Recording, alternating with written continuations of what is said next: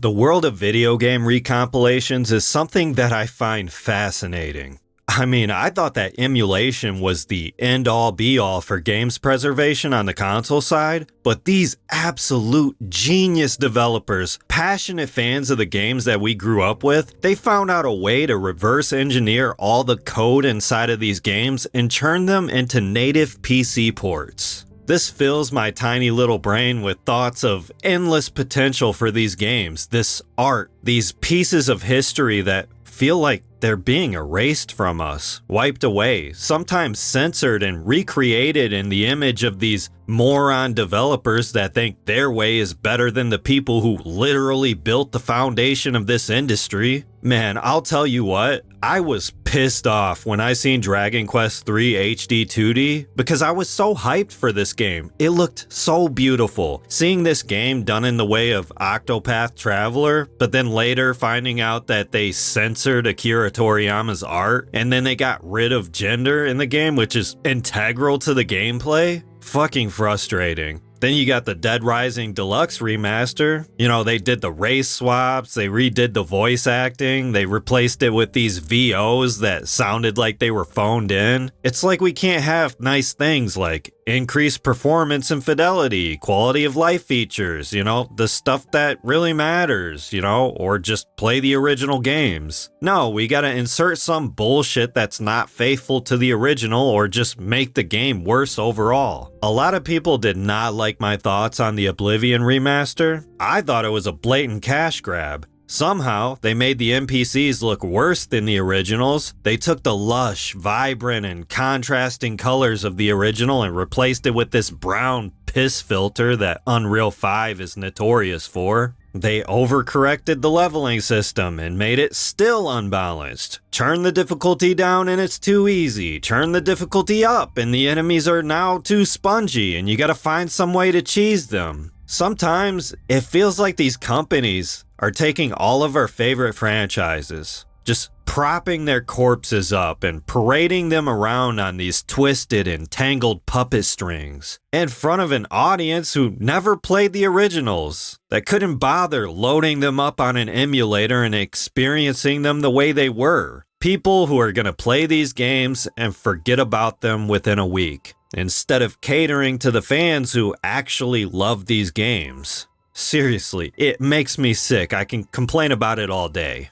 But this is not why I'm here. I want to talk about the fans, the people who actually give a crap about our childhoods, our memories, unofficial PC ports, ROM hacks, full-on fan projects that blow official releases out of the water. One thing that really bothered me was when Nintendo had that 3D All-Stars game, the one that came with Sunshine 64 in the first Mario Galaxy game. Not only was this compilation lazily put together, they made it to where you had a limited time to buy these games. They didn't even include Galaxy 2, making it a worse compilation than the Super Nintendo All-Stars game. Like, it was just all types of fucked up. A game that I've been playing just proves that fans know exactly how a remaster should be. Super Mario 64 is still one of the greatest 3D platformers of all time, but coming back to it can feel a bit janky. The camera controls are horrendous, but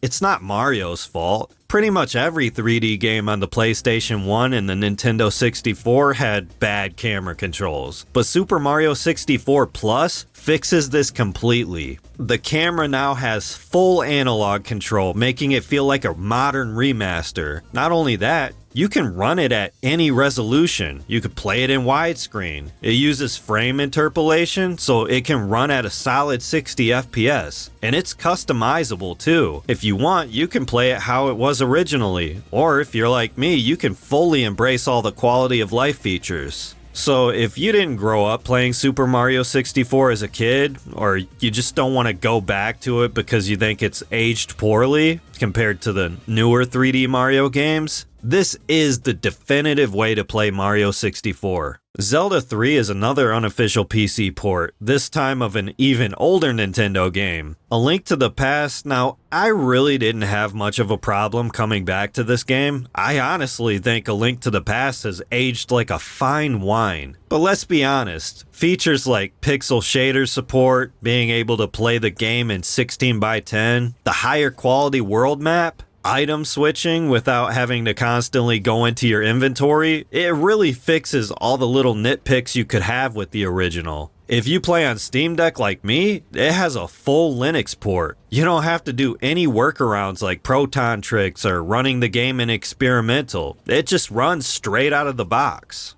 A Link to the Past is one of those Super Nintendo games that you come back to and you could just feel that it was ahead of its time. Kind of like Chrono Trigger, if you know what I mean. Those old games that could pass as a high quality indie game by modern standards. If you've never played this absolute masterpiece of a game, or you just have that itch for classic Zelda, this PC port is by far the best way to play A Link to the Past. Now here's one that made absolute waves when it dropped. I mean, we just went from recompilations of 64 games to now Xbox 360. Sonic Unleashed Recompiled, it's insane. It collectively blew our minds and cemented the future of games preservation. This unofficial PC port is so customizable. You can play it at any resolution, any frame rate. You want to play this game at 120 FPS? Fucking 4K? I mean shit, this game even has ultra-wide support. This game will probably go down in history as one of the best remasters ever made. And the fact that it's a fan-made project that you could play for free? That is insane. It's really easy to set up, by the way. I have a guide for it. The installer was so simple to navigate. It took me like 15 minutes and I was already in the game. Sonic probably has one of the most split fan bases of all time. You have the classic era, the adventure era, the new Frontiers era, and of course the dark ages of Sonic where Sega was just releasing bad games like one after another. But if we're talking the Boost era, I feel like Sonic Unleashed is the best game in that category. Outside of Sonic Rush, of course, which wins by default because I'm nostalgia biased. Please, if you haven't given this game a try, go play it. Thank God this isn't stuck on the Xbox 360 anymore. And I'm really excited for more Xbox 360 recompiled games. I have my fingers crossed for Lost Odyssey and Blue Dragon. And guess what? I heard that Midnight Club LA is currently in development for all of us arcade street racing fans that got left behind by Rockstar, because apparently the fans only played GTA and Red Dead Redemption. Anyways, that was a tangent. Go and play Sonic Unleashed. Okay, hopefully you're not sick of hearing me talk about Zelda because we have a few more of them on here. The first is Link's Awakening DX HD, and holy shit, does this game look beautiful on the Steam Deck OLED screen.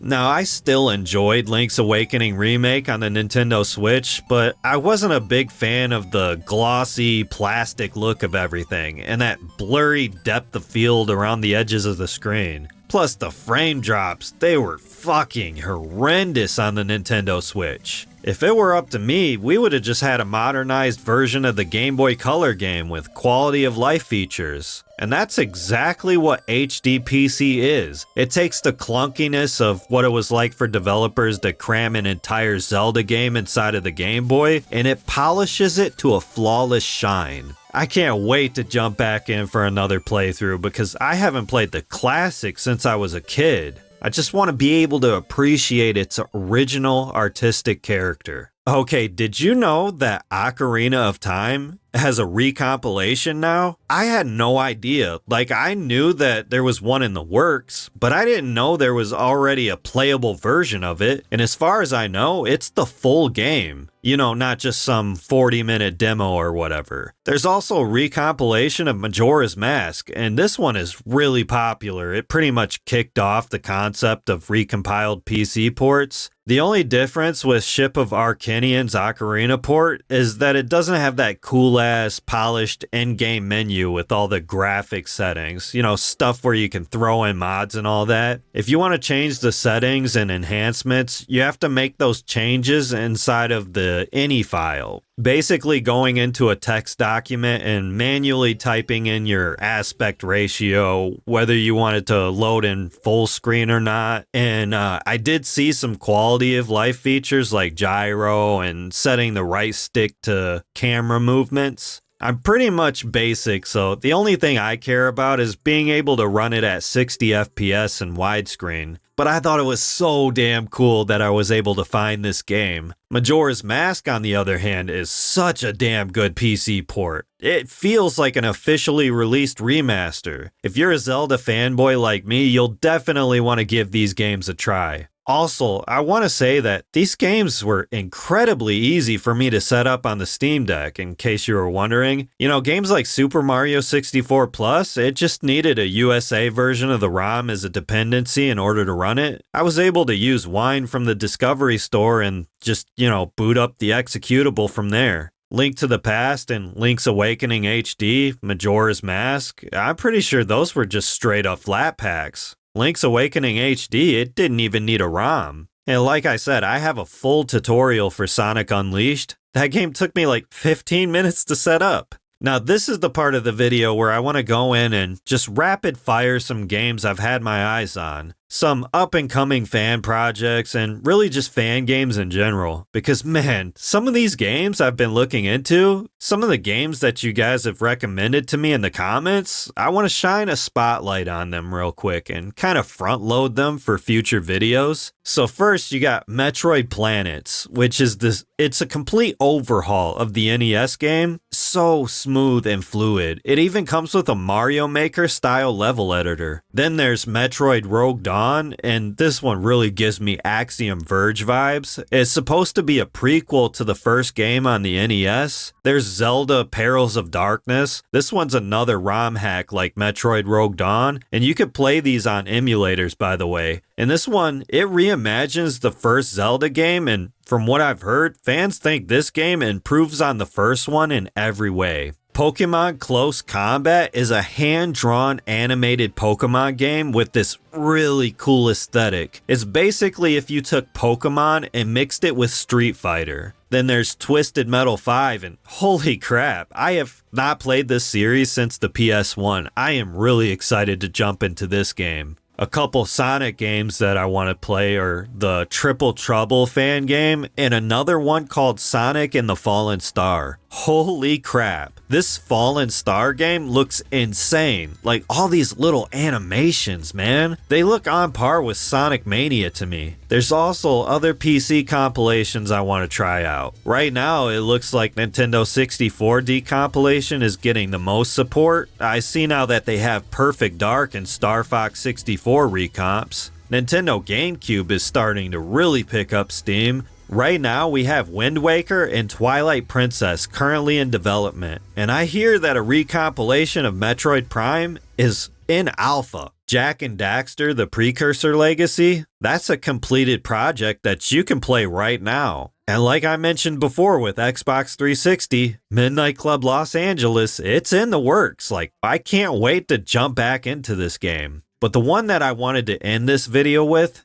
and this is by far the most impressive fan project I've seen, is Enderal. It's a total conversion mod of Skyrim, kind of like what we're seeing with Skyblivion. Now, we've had total conversion mods in the past with the Elder Scrolls, but this one is on a whole nother level. I don't even consider this a mod. This is a full-blown standalone game. Let me put it into perspective. This mod has its own official Steam store page, as well as achievements, and you can download this game for free. From what I played so far, this game doesn't even feel like Skyrim. It's got tons of different biomes, phenomenal voice acting, cities that actually feel massive instead of when you go to Whiterun in Skyrim and it's like, what the hell? There's like 20 buildings here. It is hardcore though. This game does not hold your hand. It's basically like if you took the Elder Scrolls and mixed it with Gothic. The combat is completely overhauled. It's got a masterpiece of a soundtrack. The art style is insane, and I'm only like 3 hours in. So far, I'm completely hooked. It's like the way they do the storytelling, how your guy's not the typical power fantasy. Every time I'm in dialogue with NPCs, there's always these interesting tidbits of lore that you don't understand but you're interested in. Not those upfront exposition dumps that kind of spoil things, set up plot points. No, it's mysterious and interesting. Like, you actually want to find out about the world and its lore. I can't wait to play through this game all the way so I can talk about it on this channel, because pretty much every review that I've seen, they say the game is better than anything Bethesda has ever created, which I don't know. I don't know if that's really a high bar. But anyways, that's it for me. Let me know your thoughts in the comments. Are you interested in any of these games? Because I am just basking in the glory of all these cheaper indie games, $50 games like Expedition 33, and this massive collection of fan projects and unofficial PC ports. It's like flipping the finger and saying fuck you to these $80 games. The entire industry, it could crash and burn tomorrow, and I wouldn't give two shits. Alright, bye.